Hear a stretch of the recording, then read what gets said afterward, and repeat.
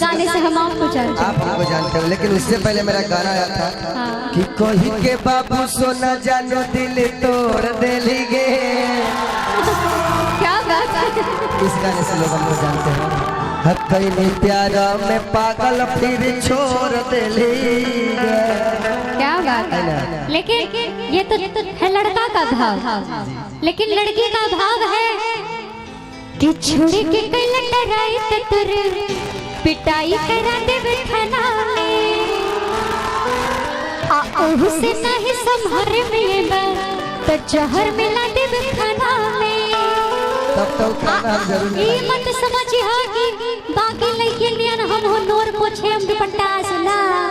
अच्छा के भेज दुपट्टा ना लोरे से कहतनी चोरी चोरी से अरे आवे पड़ी तोरा घोड़े से।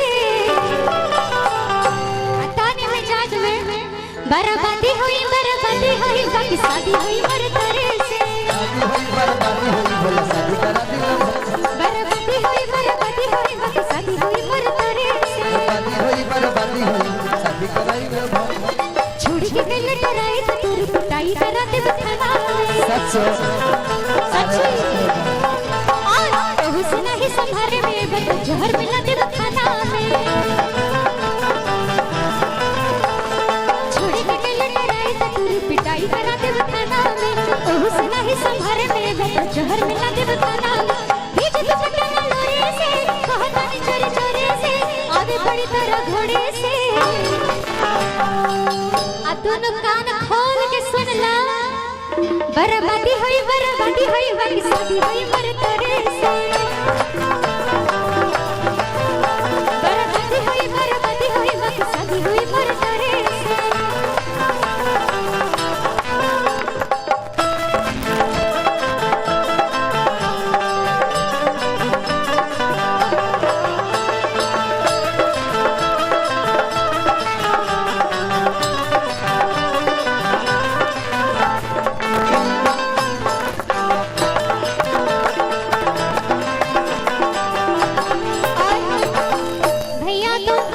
बहुत अच्छे हैं, खैर उनका जवाब नहीं, चाहे व्यवहार में ले चाहे गायकी में ले चाहे बाकी चीज में भी श्रोता भी उनका अच्छा है।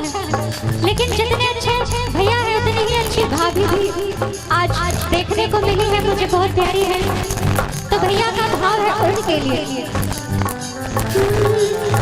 चंदा सितारे बिंदिया तुम्हारी तुम तो सबके सौगात हो।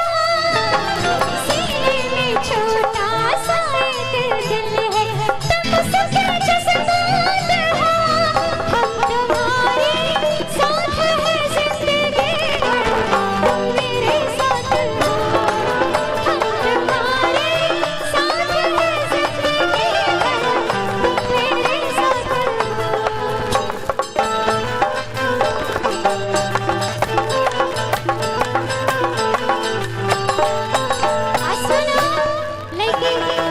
लड़की कहती है कि अगर हमारे बन के रहेंगे तो खूब सेवा पानी करेंगे, अच्छा अच्छा खाना बना के खिलाएंगे, पैर हाथ भी दबा दिया करेंगे। सुनिए दिल लगाई गुड़ दवाई सेवा कर दिल राती एनी ओनी मुँह मर बजाती दफत की थोड़ा बिछाती।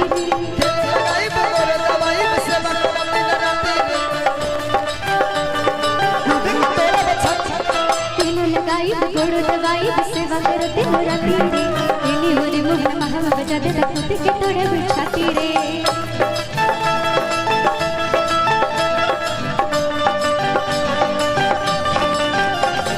जाएगी बड़ी घोड़े से मार बतोरा घोड़े से लोल तोड़ लोढ़े से।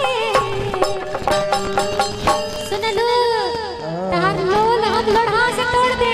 बिहार से गाना कैसे गवाई कि बर्बादी हुई बाकी शादी हुई मर